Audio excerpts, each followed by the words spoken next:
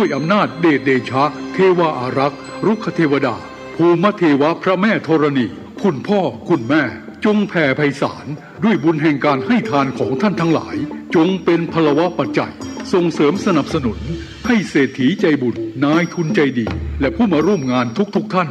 จงมีอายุวันนะสุขะปฏิภาณสมบูรณ์ตลอดกาลนานเถิดสาธุวัดดอนจันทร์อำเภอเมืองจังหวัดเชียงใหม่ขอเชิญร่วมงานพิธีเทวาภิเษกวันปิยมหาราชรัชกาลที่ 5 ระหว่างวันที่ 21 ถึง 23 ตุลาคม 2565 ขอเชิญผู้มีจิตศรัทธาร่วมบริจาคดอกกุหลาบสีแดงขาวชมพูเพื่อจัดถวายที่วิหารร5และวันที่ 23 ตุลาคม 2565 ขอเชิญร่วมพิธีทำบุญตักบาตรสืบชะตาพิธีพุทธาภิเษกตะกรุดดินเผาปีที่ 3 ตั้งแต่เวลา 7:30 น.เป็นต้นไปติดต่อถวายโรงทานณวัดดอนจันทร์อำเภอเมืองจังหวัดเชียงใหม่โทร 053-240-184 053-240-184กฐิน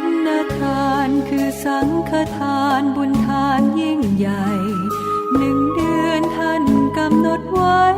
นับตั้งแต่วันพิธีทำบุญทอดกฐินมหาวิทยาลัยเชียงใหม่ประจำปี 2565 ทอดถวายวันเสาร์ที่ 29 ตุลาคม พุทธศักราช 2565 ณ วัดสายหินตำบลสุเทพอำเภอเมืองเชียงใหม่ จังหวัดเชียงใหม่ 13 นาฬิกา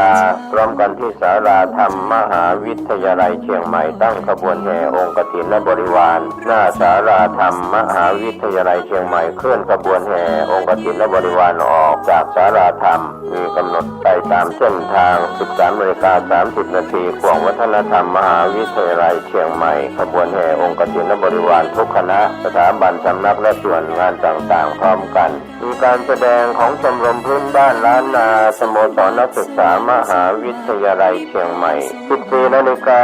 เคลื่อนขบวนแห่องค์กฐินและบริวารเข้าสู่วัดสายหินประธานในพิธีจุดธูปเทียนบูชาพระรัตนตรัยไหว้พระสมาทานเบญจศีลกล่าวคำถวายผ้ากฐินแด่พระสงฆ์น้อมผ้ากฐินถวายพระสงฆ์อัปโลกกฐินถวายทายธรรมแด่พระสงฆ์กรรมการสภามหาวิทยาลัยอธิการบดีรองอธิการบดีผู้ช่วยอธิการบดีประธานกรรมการส่งเสริมมหาวิทยาลัยคณบดีผู้อำนวยการสถาบันสำนักศูนย์กองประธานสภาพนักงานมหาวิทยาลัยนายกสโมสรมหาวิทยาลัยนายกสโมสรนักศึกษามหาวิทยาลัยตาม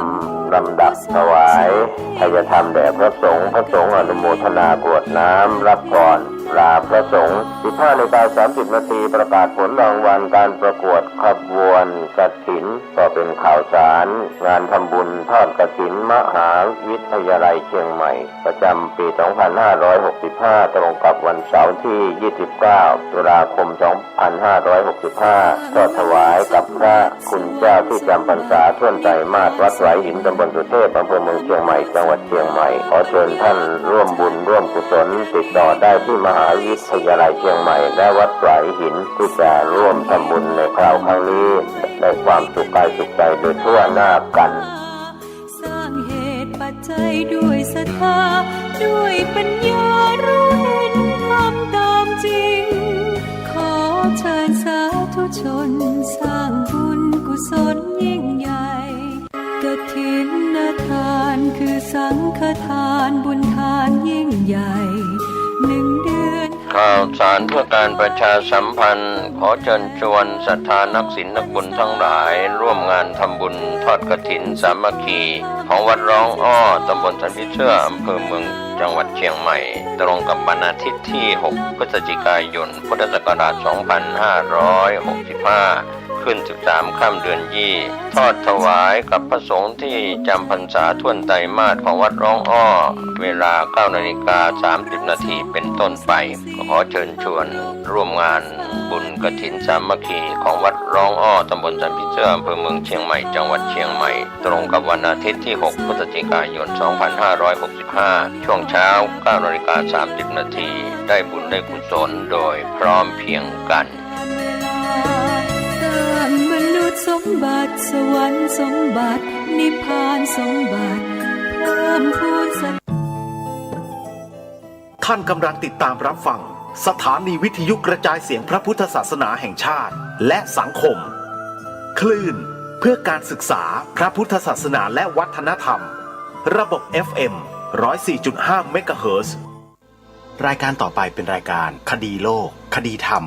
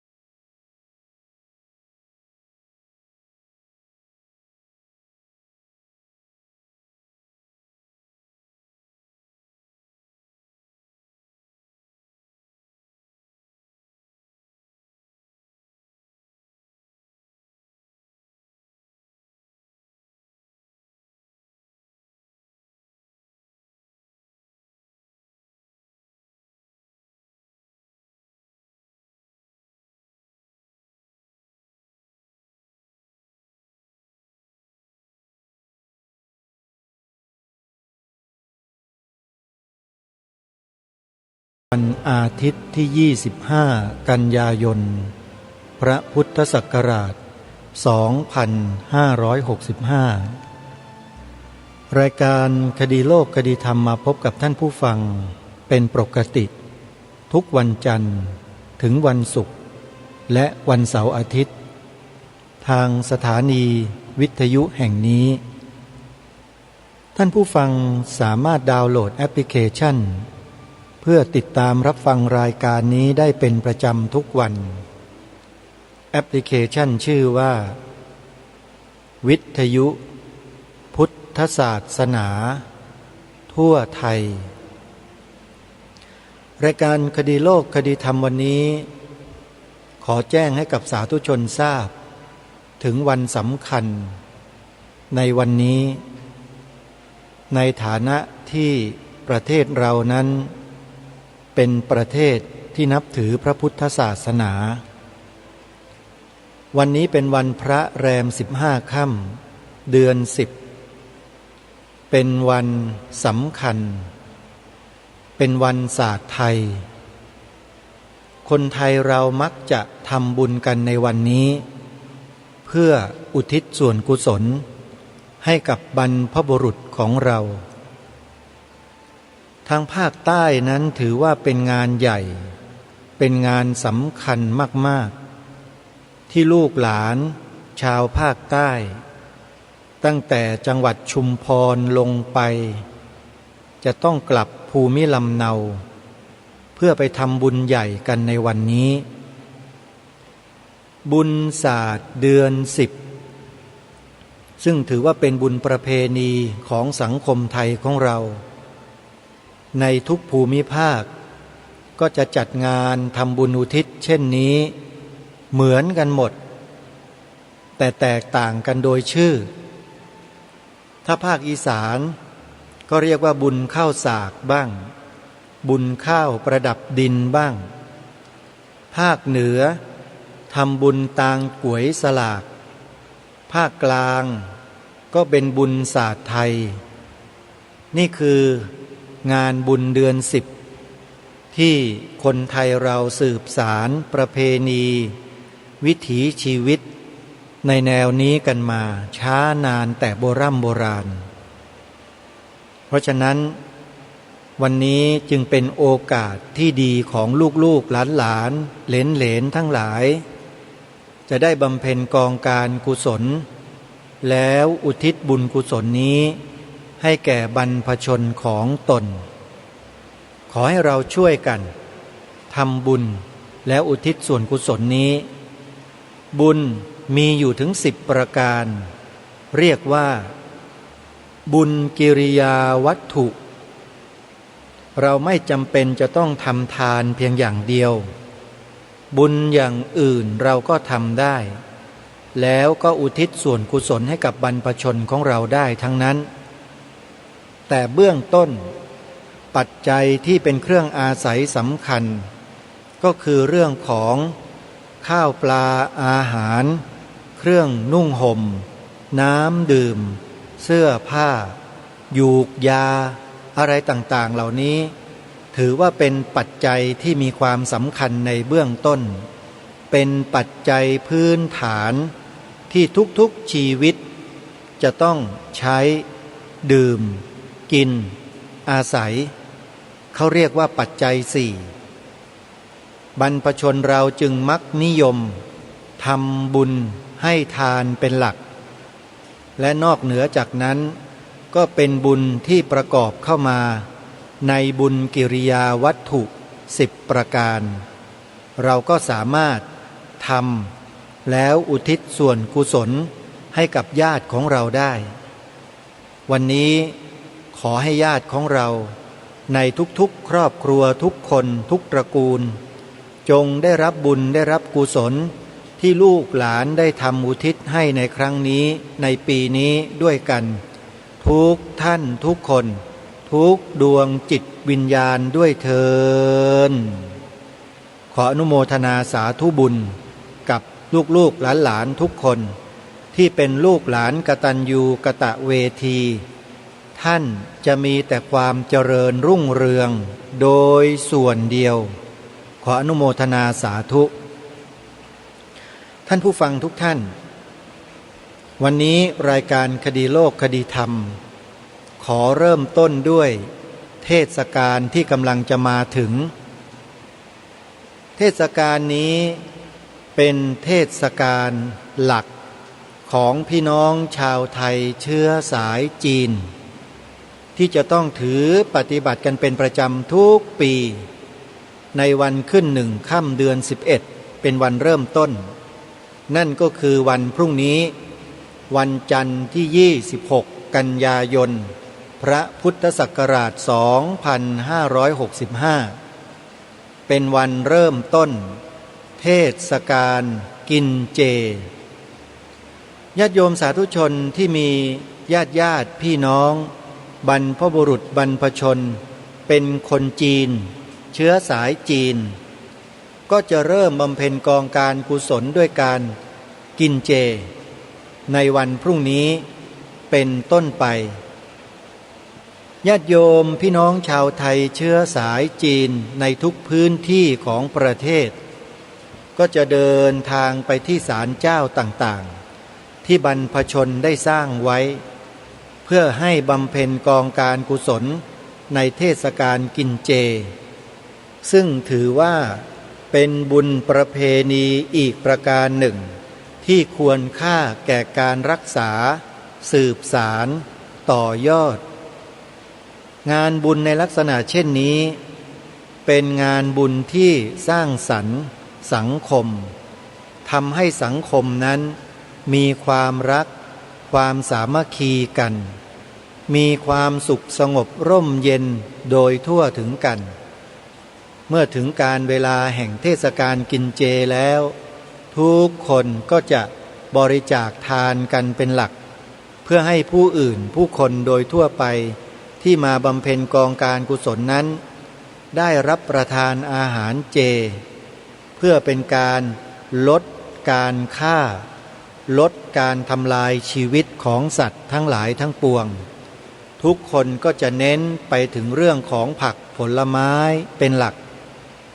เพราะฉะนั้นเทศกาลกินเจนั้นจึงเป็นเทศกาลบุญของพี่น้องชาวไทยเชื้อสายจีนที่มักนิยมทำกันในทุกปีปีนี้ศาลเจ้าต่างๆก็เริ่มที่จะจัดสถานที่เตรียมการเครื่องอุปโภคบริโภคต่างๆกันอย่างขมักเขม้นบางศาลเจ้าก็มีการประกอบพิธีที่บรรพชนสืบสานมาเช่นการไหว้การเส้นการประกอบพิธีกรรมต่างๆที่แตกต่างกันไปในแต่ละพื้นที่แต่วิถีชีวิตและบุญประเพณีประเภทนี้นั้น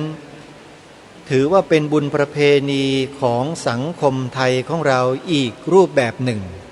ที่นิยมกันทั่วทั้งประเทศและก็ทำให้เกิดมูลค่าทางด้านเศรษฐกิจขึ้นมามากมายมหาศาลเลยเพราะว่าพี่น้องชาวไทยเชื้อสายจีนของเรานั้นส่วนมากก็จะเป็นนักธุรกิจนักการค้าเป็นนักลงทุนเป็นผู้ประกอบการกิจการต่างๆมากมายทีเดียวเพราะฉะนั้นเวลาทำบุญเทศกาลในลักษณะเช่นนี้ก็จะมีการจับจ่ายใช้สอยกันอยู่ตลอดเวลาทำให้ระบบเศรษฐกิจเงินทุนหมุนเวียนอยู่ตลอดประเพณีเหล่านี้ไม่ว่าจะเป็นศาสตร์เดือน10ประเพณีกินเจทำบุญเข้าพรรษาทำบุญออกพรรษาทำบุญอะไรต่างๆที่เกี่ยวกับวันสำคัญทางพระพุทธศาสนาไม่ว่าจะเป็นมาฆบูชาวิสาขบูชาอาสาฬหบูชาก็แล้วแต่จะทำให้ระบบเศรษฐกิจเงินบุญหมุนเวียนอยู่ตลอดเวลาในเทศกาลนั้นๆก็ทำให้สังคมเรานั้นมีระบบเศรษฐกิจที่คงอยู่และยั่งยืนตลอดมาทีนี้มีปัญหาอยู่ประการหนึ่งก็คือว่าบุญประเพณีเหล่านี้จะสืบสารต่อไปได้นั้นก็จะต้องขึ้นอยู่กับระบบเศรษฐกิจวงใหญ่ของประเทศของเราด้วยทั้งนี้ทั้งนั้นก็ขึ้นอยู่กับการบริหารกิจการบ้านเมืองของผู้ที่อาสาเข้ามาทำหน้าที่ว่าเขาเหล่านั้นจะทำหน้าที่ในการบริหารกิจการบ้านเมืองให้เป็นไปในลักษณะที่พึงประสงค์ได้หรือไม่ถ้าหากว่าบริหารกิจการบ้านเมืองเศรษฐกิจดีประชาชนบุญประเพณีทั้งหลายของประชาชนก็จะดีตามไปด้วยระบบเศรษฐกิจเงินทุนหมุนเวียนก็จะหมุนเวียนไปตามปกติสังคมก็จะมีแต่ความมั่งคั่งมีแต่ความอิ่มหนำสำราญสงบสุขร่มเย็นไปโดยลำดับนี่ก็ถือว่าเป็นไปตามเหตุและปัจจัยที่อิงอาศัยระบบเศรษฐกิจของบ้านเมืองที่มีผู้บริหารเป็นผู้ดูแลประเทศชาติบ้านเมืองนั่นเองนั่นก็กล่าวคือรัฐบาลที่จะต้องดูแลระบบเศรษฐกิจของสังคมให้ดีที่ผ่านมาประเทศไทยของเราได้พบกับปัญหาทางด้านเศรษฐกิจมาหลายครั้งไม่ว่าจะเป็นระบบเศรษฐกิจฟองสบู่เมื่อปี 2540 หรือหลังจากนั้นไปหรือในปัจจุบันนี้หรือจะมีในอนาคตก็ตามล้วนแล้วแต่ทำให้เกิดเป็นปัญหาทางด้านเศรษฐกิจแก่ประชาชนโดยทั่วกันทั้งสิ้นทั้งนี้ทั้งนั้นประชาชนนั้นต้องอิงอาศัยระบบเศรษฐกิจของผู้บริหารที่ดูแลกิจการบ้านเมืองด้วยกันทั้งหมดทั้งสิ้นถ้าหากว่าระบบเศรษฐกิจใหญ่ของสังคมได้รับผลกระทบระบบเศรษฐกิจย่อยๆลงมาจนถึงระบบครัวเรือนครอบครัวนั้นก็จะได้รับผลกระทบเหมือนกันทั้งหมดทั้งสิ้นสิ่งเหล่านี้เป็นเหตุและเป็นปัจจัยอิงอาศัยกันอยู่ทั้งนั้นซึ่งหลีกหนีกันไม่พ้นซึ่งเรื่องนี้ญาติโยมสาธุชนที่เป็นเจ้าของธุรกิจต่างๆไม่ว่าจะเป็นขนาดย่อยขนาดเล็กขนาดกลางขนาดใหญ่ก็แล้วแต่ก็จะทราบในข้อมูลในกิจกรรมเหล่านี้เป็นอย่างดีว่ามีผลกระทบเกิดมาจากสิ่งใดอย่างไรแบบไหนซึ่งอาตมาภาพที่นำมากล่าวนำมาพูดในที่นี้ก็กำลังจะบอกกับพวกเราว่าในหลักคำสอนขององค์สมเด็จพระสัมมาสัมพุทธเจ้าก็มีตรัสสอนในเรื่องเหตุเรื่องปัจจัยเหล่านี้เอาไว้ทั้งหมดครอบคลุมไปทุกอนูของระบบสังคมมนุษย์ตั้งแต่เรื่องของกายภาพเรื่องของเศรษฐกิจโดยทั่วไปเรื่องของปากท้องเรื่องของครัวเรือนลงกระทั่งลึกไปถึงเรื่องของระบบจิตใจทางความคิดของคนก็ล้วนแล้วแต่อาศัยเหตุและปัจจัยทั้งหลายทั้งปวง ที่เป็นองค์ประกอบทำให้มนุษย์ของเรานั้นมีชีวิตอยู่ร่วมกันในสังคมเป็นไปได้หรือไม่ได้สะดวกหรือไม่สะดวกสบายหรือไม่สบายมันก็ขึ้นอยู่กับเหตุปัจจัยที่เป็นไปในปัจจุบันทั้งสิ้นส่วนเหตุอดีตปัจจัยในอดีตที่เรียกว่าผลกรรมที่กระทำกันมาแล้วนั้นมันก็เป็นเพียงส่วนหนึ่งที่จะทำให้มนุษย์ในสังคมของเรานั้นได้รับผลกระทบแต่มันเป็นผลกระทบที่เป็นปัจเจกกับบุคคลเท่านั้นคือกรรมของใครก็กรรมของใครกรรมของคนนั้นจะไปส่งผลกระทบต่อเศรษฐกิจของคนโน้นมันเป็นไปไม่ได้เพราะฉะนั้นเรื่องกรรมที่องค์สมเด็จพระสัมมาสัมพุทธเจ้าตรัสไว้นั้นมันจะเป็นผลกระทบเฉพาะผู้กระทำกรรมนั้นๆบุคคลนั้นเท่านั้นเองมันไม่ได้มีผลต่อสภาพเศรษฐกิจโดยรวมแต่อย่างใดไม่เพราะฉะนั้นเรื่องเหตุเรื่องปัจจัยเรื่องกรรมทั้งหลายทั้งปวงที่องค์สมเด็จพระสัมมาสัมพุทธเจ้าตรัสรู้แล้วได้ประทานสอนแก่พวกเราทั้งหลายมาจนถึงวันนี้นั้นเป็นองค์ประกอบหนึ่งที่เราสามารถศึกษาเรียนรู้แล้วนำมาประยุกต์ใช้ในชีวิตประจำวันของเราได้นำมาใช้ในระบบเศรษฐกิจสังคมของเราได้ด้วยเหตุนี้บรรพชนไทยของเราในอดีตไม่ว่าจะนานไกลมาแค่ไหนก็แล้วแต่ท่านได้นำเอาหลักธรรมคำสอนในทางพระพุทธศาสนาเนี่ยมาประยุกต์ใช้ในสังคมตลอดมาจนกระทั่งยุคหนึ่งซึ่งเป็นยุคที่ต่างประเทศได้ค้นพบหลักวิชาการทางด้านเศรษฐกิจสมัยใหม่ขึ้นมาก็นำเอาหลักวิชาเหล่านั้นเนี่ยมาเผยแพร่อยู่ในระบบสังคมของเราระบบสังคมของเราพอเห็นระบบเศรษฐกิจของต่างประเทศที่ดูแล้วจะมีความคล่องตัวจะมีความทันสมัยก็ไปหยิบไปฉวยไปจับเอาระบบเศรษฐกิจเหล่านั้นมาเป็นของตนเองมาพัฒนาประเทศชาติบ้านเมืองของตนเองแล้วก็วางระบบเศรษฐกิจแบบดั้งเดิมนั้นทิ้งไว้เมื่อวางระบบเดิมไว้ไปจับเอาระบบใหม่ที่ฝรั่งต่างชาติได้คิดค้นขึ้นมาคนไทยเราก็เลยต้องตกอยู่ภายใต้ระบบของเขาโดยปริยายแล้วก็ต้องดำเนินไปตามระบบที่เขากำหนดจากส่วนกลางของเขาทั้งหมดระบบเศรษฐกิจของเมืองไทยในปัจจุบันก็เลยขึ้นอยู่กับระบบเศรษฐกิจของต่างชาติที่เขามีความเชื่อมโยงทางด้านระบบต่างๆมาถึงประเทศไทยของเราไปด้วยเพราะฉะนั้นอำนาจต่อรองต่างๆจึงเกิดขึ้นในระบบเศรษฐกิจแบบต่างประเทศที่เรียกว่าอีโคโนมีซึ่งใครเรียนวิชาเหล่านี้ก็จะพอทราบระบบเหล่านี้เป็นอย่างดีว่ามันขึ้นอยู่กับแนวคิดและนโยบายของเจ้าของระบบทั้งหมดเศรษฐกิจบ้านเมืองเราก็ดีหรือประเทศทั้งหลายทั้งปวงในโลกใบนี้ก็ดีมันจะผูกอยู่กับระบบเศรษฐกิจของเจ้าของที่เป็นประเทศแม่เช่นประเทศสหรัฐอเมริกาประเทศแถบยุโรปอังกฤษฝรั่งเศสเยอรมันอะไรทั้งหลายเหล่านี้เนี่ยแต่ประเทศที่มีบทบาทและมีความสำคัญมีอิทธิพลต่อระบบเศรษฐกิจของโลกที่ผ่านมาเนี่ยเราต้องยอมรับเลยว่าประเทศสหรัฐอเมริกานั้นผูกขาดระบบเศรษฐกิจแทบจะทั้งโลกเลยมีเพียงบางประเทศเท่านั้นที่ไม่ยอมขึ้นอยู่กับระบบเศรษฐกิจของอเมริกาแล้วก็มีความขัดแย้งกันลึกๆซึ่งในปัจจุบันนี้ภาพเหล่านั้นก็ชัดเจนมากยิ่งขึ้น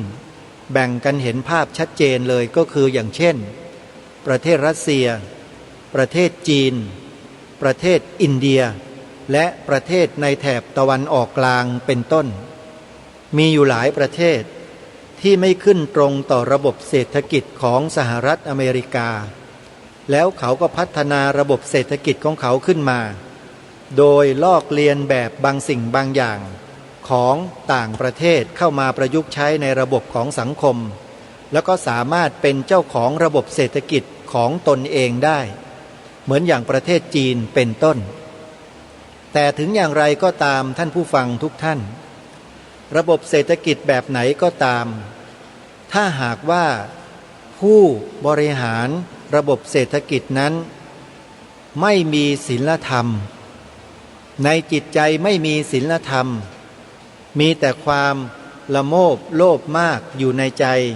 ตกอยู่ภายใต้ของอำนาจของตัณหามานะทิฏฐิโทสะความหลงโมหะระบบเศรษฐกิจเหล่านั้นก็จะไม่สามารถทำความยั่งยืนให้แก่สังคมมนุษย์ของเราได้อย่างยั่งยืนตลอดกาลไปได้แน่นอนเพราะระบบเศรษฐกิจที่อยู่ภายใต้ของอำนาจแห่งความโลภนั้นเขาจะไม่คำนึงถึงผลเสียที่เกิดขึ้นจากการบริหารจัดการเศรษฐกิจของเขาที่จะมีต่อธรรมชาติทั้งหลายทั้งปวงสิ่งแวดล้อมทั้งหลายทั้งปวงเลยเขาจะมุ่งแต่พัฒนาเศรษฐกิจเทคโนโลยีวิทยาศาสตร์เพื่อมาสนองความอยากความต้องการของเขาอย่างต่อเนื่องและสิ่งที่เสียหายคือใครคืออะไรนั่นก็คือทรัพยากรธรรมชาติและสิ่งแวดล้อมของโลกปัจจุบันนี้เป็นที่ประจักษ์ชัดแล้วว่าระบบเศรษฐกิจที่ไม่อยู่บนพื้นฐานของศีลธรรมนั้นจะเป็นตัวทำลายโลกใบนี้อย่างหลีกเลี่ยงไม่ได้และปัญหานี้ก็เกิดขึ้นในเชิงประจักษ์แล้วและปัจจุบันนี้โลกก็กำลังพยายามที่จะรณรงค์ลดโลกร้อน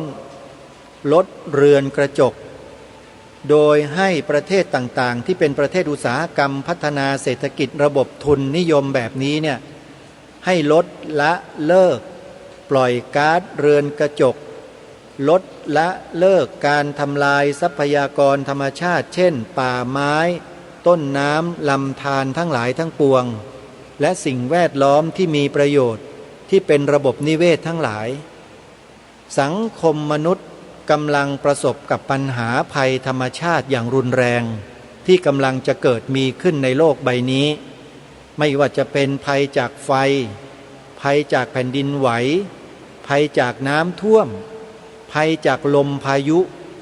ล้วนแล้วแต่เกิดจากเหตุปัจจัยของการทำลายธรรมชาติสิ่งแวดล้อมทั้งนั้นเลยท่านผู้ฟังทั้งหลายวันนี้ท่านฟังรายการคดีโลกคดีธรรมแล้วก็อาจจะสงสัยขึ้นมาว่าวันนี้ทำไมจึงหยิบยกเรื่องนี้ขึ้นมากล่าวมาพูดเพราะเรื่องนี้มีปรากฏอยู่ในคัมภีร์ของพระพุทธศาสนาของเราด้วยพระพุทธเจ้าตรัสไว้ถึงโลกที่ถูกทำลายล้าง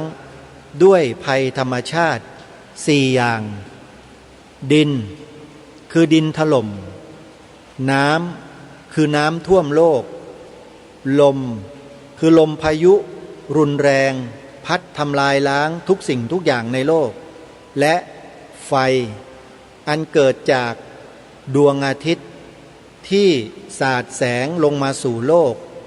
อย่างรุนแรงเพราะโลกไร้เรือนกระจกที่ป้องกันรังสีจากดวงอาทิตย์สิ่งนี้มีปรากฏอยู่ในพระไตรปิฎกถ้าใครไปศึกษาไปอ่านไปดูก็จะได้พบเนื้อหาสาระเหล่านี้โดยเฉพาะในสูตรที่มีชื่อว่าอักคัญยสูตรญาติโยมเซิร์ชเข้าไปพิมพ์เข้าไปใน Google หรือใน YouTube ก็ได้นะโยมนะแล้วไปลองฟังลองอ่านกันดูอักคัญยสูตรสะกดยังไงอักคัญยสูตรออ่างไม้หันอากาศคอควาย2 ตัวไม้หันอากาศยอหญิง2 ตัวแล้วก็สอเสือสระอูตอเต่ารอเรืออ่านว่าอักคัญยสูตรลองไปเปิดดูนะโยมองค์สมเด็จพระสัมมาสัมพุทธเจ้า ตรัสแสดงไว้ตั้งแต่โลกนี้เริ่มสร้างมาพระพุทธองค์ตรัสแสดงถึงมนุษย์กลุ่มแรกที่อุบัติขึ้นในผิวโลกผืนโลกใบนี้ของเราเนี่ยว่ามีที่มาที่ไปจากไหนมายังไงแล้วกลายมาเป็นมนุษย์เดินดินอย่างพวกเราจนถึงวันนี้ได้อย่างไรแล้วโลกนี้จะอันตรธานหายไปจากจักรวาลนี้ถูกทำลายล้างแบบไม่มีเหลือด้วยเหตุอะไรสิ่งเหล่านี้มีบรรยายมีขยายมีกล่าวไว้ในอักคัญญสูตรถ้าใครสนใจเข้าไปเปิดเข้าไปดูเข้าไปอ่านเข้าไปฟังกันได้ท่านผู้ฟังสิ่งเหล่านี้มีจริงและเป็นจริงๆเราอาจจะคำนึงไม่ถึงหรือนึกไม่ถึงว่าสิ่งเหล่านี้จะเกิดขึ้นจริงแต่โดยพระสัพพัญญุตญาณขององค์สมเด็จพระบรมศาสดาสัมมาสัมพุทธเจ้าศาสดาเอกของโลกทั้งสามท่านได้ตรัสไว้แล้วยืนยันไว้อย่างชัดเจนว่าโลกมนุษย์เรานั้นจะต้องถูกทำลายล้างลงในเวลาใดเวลาหนึ่งแต่ที่แน่ๆก่อนที่โลกนี้จะแตกสลายไปนั้นจะถูกทำลายไปนั้นโลกนี้ยังจะต้องมีพระพุทธเจ้ามาอุบัติขึ้นในโลกใบนี้อีกหนึ่งพระองค์ญาติโยมลืมเรื่องนี้ไปแล้วหรือยังอย่าเพิ่งลืมนะโยมนะพระพุทธเจ้าอีกพระองค์หนึ่งจะมาอุบัติขึ้นในโลกใบนี้อีกหนึ่งพระองค์เพราะโลกของเรานี้เป็นโลกที่พิเศษที่สุด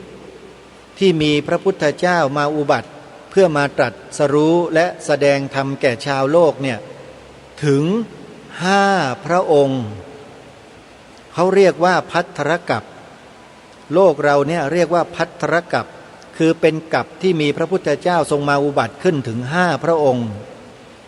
ผ่านมาแล้ว4 พระองค์พระพุทธเจ้า4 พระองค์นั้นในคัมภีร์พระพุทธศาสนาซึ่งเป็นคำตรัสสอนของพระสัมมาสัมพุทธเจ้าตรัสไว้อย่างชัดเจนมากพระพุทธเจ้า5 พระองค์ที่อุบัติขึ้นมาในโลกใบนี้พระองค์ที่เรากำลังศึกษาเรียนรู้และปฏิบัติตามคำสอนของพระองค์ท่านมีพระนามว่าโคตโมคือพระนามของพระพุทธเจ้าพระองค์ที่เรากำลังกราบไหว้บูชากันอยู่ทุกวันนี้คือพระสัมมาสัมพุทธเจ้าของเราและพระองค์ได้ตรัสแสดงถึงพระพุทธเจ้าพระองค์ต่อไปในอนาคตมีพระนามอย่างชัดเจนว่าพระศรีอริยเมตไตรหรือเมตไตยะถ้าภาษาบาลีจะออกเสียงเป็นเมตไตยะสระเอมอม้าตอเต่าสระเอตอเต่ายอยักษ์2 ตัวอ่านว่าเมตไตยะพระพุทธเจ้าพระองค์สุดท้ายนี้ในคัมภีร์ท่านกล่าวไว้ว่า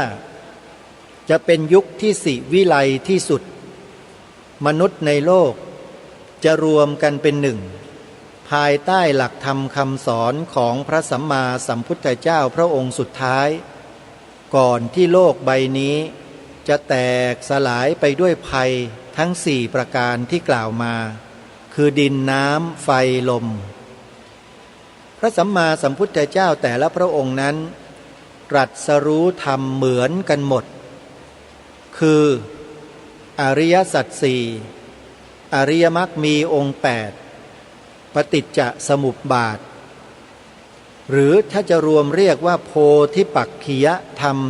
37 ประการเหมือนกันหมดเลยแล้วทรงแสดงโอวาทปาติโมกข์ก็เหมือนกันหมดทุกพระองค์เหมือนกันเพราะฉะนั้นใครที่จะรอจะไปบรรลุธรรมในพระพุทธเจ้าพระองค์ต่อไปเนี่ยอย่าไปรอเลยโยมเสียเวลาเปล่าเหมือนกันหลักธรรมนั้นไม่แตกต่างกันเลยอริยสัจ4ทุกข์สมุทัยนิโรธมรรคเหมือนกัน อริยมรรคมีองค์8เหมือนกันสัมมาทิฏฐิสัมมาสังกัปปะสัมมาวาจาสัมมากัมมันตะสัมมาอาชีวะสัมมาวายามะสัมมาสติสัมมาสมาธิเหมือนกันเลยโพธิปักขิยธรรม37ประการก็เหมือนกันสติปัฏฐาน4สัมมัปปทาน4อิทธิบาท4อินทรีย์5พละ5โพชฌงค์7อริยมรรคมีองค์8แล้วก็มีปฏิจจสมุปบาทเหมือนกัน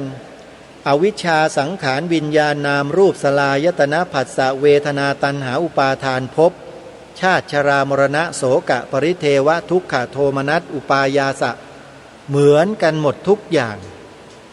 เพราะฉะนั้นอย่ารีรอท่านสาธุชนอย่ารีรอที่จะศึกษาเรียนรู้พระธรรมคำสอนของพระสัมมาสัมพุทธเจ้าเมื่อเรามีโอกาสในชาตินี้แล้วเนี่ยอย่าประมาทอย่ารั้งรอขอให้นำชีวิตเราเนี่ยเข้ามาศึกษาเรียนรู้พระธรรมคำสอนของพระสัมมาสัมพุทธเจ้าเถอะอย่าให้เวลาล่วงเลยไปโดยเปล่าประโยชน์เลยมันจะเสียเวลาเปล่าเวลาจะสูญเสียไปโดยเปล่าประโยชน์จริงๆอันนี้องค์สมเด็จพระสัมมาสัมพุทธเจ้าตรัสเตือนพวกเราไว้ในปัจฉิมโอวาทนะโยมนะพระพุทธองค์ตรัสไว้ว่าดูก่อนภิกษุทั้งหลายสังขารทั้งหลายมีความเสื่อมไปสิ้นไปเป็นธรรมดาเธอทั้งหลายจงยังความไม่ประมาทให้ถึงพร้อมเถิดทำไมพระพุทธองค์ก่อนจะเสด็จดับขันธปรินิพพานจึงตรัสปัจฉิมโอวาทในข้อนี้เพราะพระพุทธองค์ทรงทราบเป็นอย่างดีว่ามนุษย์อย่างพวกเราที่เป็นปุถุชนทั้งหลายเนี่ยตกอยู่ในความไม่ประมาทเป็นพื้นเพราะเหตุปัจจัยภายนอกที่เรียกว่าปรโตโคสะมันทำลายสภาพจิตใจของมนุษย์อยู่เนืองนิดปรโตโคสะที่นำพาจิตใจของมนุษย์ไปสู่แนวทางที่ตกต่ำนั้นมันมีอยู่อย่างต่อเนื่องและตลอดเวลาไม่ว่าจะยุคใดสมัยใดเวลาไหนมนุษย์เราก็จะต้องเจอกับเหตุปัจจัยหรืออารมณ์ฝ่ายต่ำอยู่เนืองนิดเพราะฉะนั้นใครก็ตามที่ตกอยู่ในความประมาทก็มักจะเป็นเหยื่อของอารมณ์ฝ่ายต่ำอย่างหลีกเลี่ยงไม่ได้พระพุทธองค์จึงตรัสเตือนเป็นปัจฉิมโอวาทความสำคัญในข้อนี้ไว้เพื่อเตือนพวกเราชาวพุทธทั้งหลายไม่ให้ตกอยู่ในความประมาทการไม่ตกอยู่ในความประมาททำอย่างไรเล่าทำอย่างไรเล่าการที่เราจะไม่ตกอยู่ในความประมาทเราต้องมีสติสัมปชัญญะสติสัมปชัญญะนี้มีเพื่ออะไรเพื่อพยุงจิตของเรานั้นให้อยู่ในแนวทางที่ถูกต้องอย่างสม่ำเสมอในที่นี้ก็หมายถึงให้ดำรงมั่นอยู่ในหลักศีลสมาธิปัญญาที่รวมเรียกว่าไตรสิกขานี่แหละคือหลักของความไม่ประมาทการรักษาศีลการเจริญภาวนาการให้ทานก็ถือว่าเป็นหลักของไตรสิกขาประการหนึ่งเหมือนกันโดยเฉพาะเป็นหลักปฏิบัติของเหล่าบรรดาญาติโยมคฤหัสถ์ทั้งหลายทั้งปวงให้อยู่ในหลักไตรสิกขาดังกล่าวคือการให้ทานการรักษาศีลการเจริญภาวนาสำหรับนักบวชอย่างอาตมาภาพเป็นต้นครูบาอาจารย์ของเราทั้งหลายทั้งปวงรวมถึงสามเณรรวมถึงท่านแม่ชีทั้งหมดทั้งปวงทั้งสิ้นให้ถือหลักไตรสิกขา3 ข้อคือ ศีลสมาธิปัญญาซึ่งเป็นภูมิหรือเป็นระดับของปัญญาความรู้ความเข้าใจในระดับสูงเพื่อให้ท่านเหล่านี้ที่เป็นนักบวชนำความรู้ที่ถูกตรงนั้นไปเผยแพร่ไปถ่ายทอดให้กับคฤหัสถ์ญาติโยมต่อไปเพื่อให้ญาติโยมเหล่านั้นได้พัฒนาปัญญาของตนเองให้สูงยิ่งขึ้นจนนำไปสู่ศรัทธาที่มั่นคงแล้วก็นำไปสู่เนกขัมมะในที่สุดคือการออกบวชหรือการถือบวชถ้าเป็นรูปธรรมก็เป็นพวกนักบวชทั้งหลายทั้งปวงเป็นสามเณรบ้างเป็นแม่ชีบ้างเป็นพระภิกษุบ้าง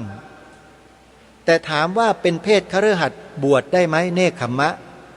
บวชได้แต่เขาไม่นิยมอยู่ในเพศคฤหัสถ์เพราะเพศคฤหัสถ์นั้นคับแคบไม่ได้หมายความว่าคับสถานที่อึดอัดนั่งนอนลำบากไม่ใช่เช่นนั้นญาติโยมคำว่าคับแคบในความหมายขององค์สมเด็จพระสัมมาสัมพุทธเจ้าก็คือจิตของเรานั้นมันแคบมันไม่มีที่วางให้กับหลักธรรมข้อปฏิบัติที่จะนำไปสู่ความวิมุตติหลุดพ้นได้เพราะมีภาระ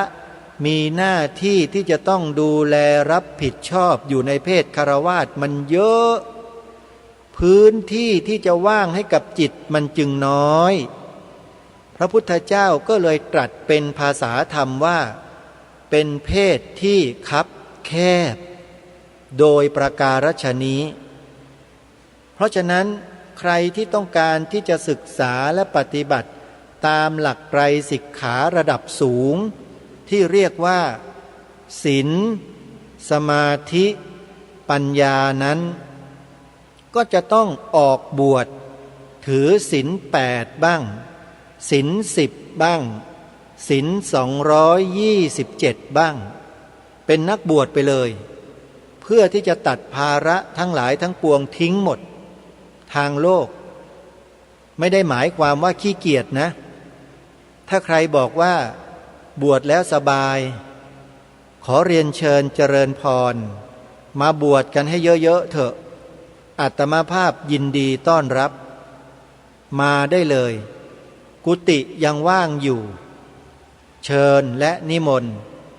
มาอยู่ด้วยกันแล้วมาบำเพ็ญกิจของสมณะด้วยกันแล้วท่านจะทราบจะรู้ด้วยตัวของท่านเองว่าการบวชการบรรพชาเป็นพระภิกษุเป็นสามเณรนั้นจะมีความสุขสบายอย่างที่ท่านคิดหรือไม่ท่านต้องมาสัมผัสด้วยตนเองท่านจะบอกว่าผลไม้ลูกนั้นรสชาติอร่อยอย่างนั้นหวานอย่างนั้นท่านจะพูดเฉยๆโดยที่ไม่ได้ไปกินไปรับประทานผลไม้ผลนั้นเนี่ยถามว่ามีใครบ้างที่จะเชื่อท่านนอกเสียจากว่าคนเหล่านั้นได้ไปสัมผัสด้วยลิ้นตัวเองคือได้รับประทานได้กินได้เคี้ยวได้ดื่มแล้วจึงจะรู้ว่าผลไม้นั้นมีรสชาติเป็นอย่างไรการบรรพชาการอุปสมบทการบวชของพวกเราทั้งหลายที่เป็นนักบวชอยู่นี้ก็เช่นเดียวกันคฤหัสถ์ญาติโยมที่พูดไปต่างๆนานาว่าพระสงฆ์บวชแล้วสบายอย่างนู้นอย่างนี้เนี่ยมันก็เป็นได้แค่คำพูดเฉยๆคนที่พูดเหล่านั้นก็ไม่เคยมาสัมผัสด้วยตนเองเลยคำพูดเหล่านั้นถามว่าเชื่อได้หรือไม่เพราะฉะนั้นญาติโยมสาธุชนมันมีข้อคิดอยู่ประการหนึ่งเกี่ยวกับการฟังคนอื่นเวลาเขาพูดเนี่ยโบราณสอนนักสอนหนาสอนลูกสอนหลานว่าอย่าหูเบานะคำพูดของคนเนี่ยโยมเราอย่าพึ่งเชื่อแต่ไม่ได้หมายความว่าไม่เชื่อนะอย่าพึ่งเชื่อ จนกว่าเราจะพิสูจน์ให้แน่ชัดแล้วว่าสิ่งที่เขาพูดนั้นเราได้ประจักษ์ชัดแล้วนั่นแหละเราจึงจะตัดสินใจได้เราจึงจะเชื่อได้โยมเหมือนกับบางกรณีที่ทางรายการได้หยิบยกมากล่าวแล้วก็ถามท่านผู้ฟังมาโดยตลอดว่าท่านทั้งหลายเชื่อพวกเทวทัตทุจินและกลุ่มพวกพ้องของพวกกลุ่มเทวทัตทุจินหรือว่าพระสงฆ์ทั่วสังฆมณฑลที่รับเงินรับปัจจัยจากมือญาติโยมมาเนี่ยเป็นมหาโจรกันทั้งหมดตามที่เขากล่าวหาเนี่ยญาติโยมเชื่อหรือถ้าหากญาติโยมคนใดเชื่อญาติโยมลองพิจารณาตัวเองดูนะว่าตัวโยมเองเนี่ยที่เชื่อคนเหล่านั้นเนี่ยโยมเป็นคนเช่นไรเป็นคนหูเบาหรือไม่หรือว่าโยมเป็นคนที่มีปัญญาประจักษ์แจ้งตามคำพูดของคนเหล่านั้นแล้วทั้งหมดไหมโยมพระสงฆ์ที่เป็นเช่นนั้นก็ไม่ได้ทั้งหมดถามว่ามีไหมมีแต่มันแทบจะนับเป็นเปอร์เซ็นต์ไม่ได้ก็แล้วกันที่เป็นเช่นนั้นส่วนมากพระสงฆ์เราญาติโยมที่รับปัจจัยจากเงินจากญาติโยมมาเนี่ยครูบาอาจารย์เราทั้งหลายทั้งปวงที่บรรดามีอยู่ในประเทศนี้ท่านนำปัจจัยที่โยมถวายไปทำอะไรบ้างโยมทราบไหมเสียค่าไฟเสียค่าน้ำเสียค่าบูรณะปฏิสังขรณ์เสนาสนะโบสถ์วิหารลานเจดีย์อุปกรณ์เครื่องใช้ไม้สอยต่างๆเสียค่าน้ำมันรถค่ายานพาหนะค่าเล่าเรียนค่าศึกษาค่าอะไรต่างๆมากมายหลายประการญาติโยมได้ตามมาเสียให้กับเราอาตมาภาพหรือไม่ตามมาเสียนี่หมายความว่าเดินตามไปอุปถากตลอดเวลา24ชั่วโมงโยมได้ทำอย่างนั้นไหมแล้วโยมทำได้ไหมล่ะเดินตามอาตมาไปทุกที่ทุกหนทุกแห่งโดยโยมเป็นคนถือปัจจัยแล้วก็เป็นโยมปวารณาอาตมาแล้วก็ไปด้วยกันตลอดแล้วก็เป็นคนจ่ายปัจจัยให้แก่อาตมาภาพเวลาไปทำกิจการใดๆของพระศาสนาเนี่ยโยมทำกันได้ไหมเล่าทำไม่ได้ถ้าใครทำได้อาตมาภาพนี่ขอยกมือท่วมหัวอนุโมทนาสาธุเลยโยมนั่นแหละเป็นบุญใหญ่เป็นบุญที่โยมทำอย่างยิ่งใหญ่มากดูแลอุปัฏวัฏฐากพระสงฆ์รูปหนึ่งให้มีความบริสุทธิ์ผุดผ่องไม่แตะต้องด้วยอาบัติทั้งหลายทั้งปวงดีเยี่ยมมากแต่ถามว่าญาติโยมทำให้พระทุกรูปที่มีอยู่ประมาณ300,000 รูปกันเนี่ยได้ไหมไม่ได้แล้วทำยังไงล่ะก็ทำอย่างที่เราทำกันอยู่ทุกวันนี้นี่แหละพระท่านเดินถือบาตรไปโยมก็ใส่อาหารบ้างใส่ปัจจัยใส่ซองถวายท่านบ้างเพื่อให้ท่านนำกลับมาใช้ให้เป็นประโยชน์ต่อกิจการของพระศาสนาเป็นทุนศึกษาเล่าเรียนเป็นทุนในการสอนหนังสือการไปเผยแผ่ธรรมะ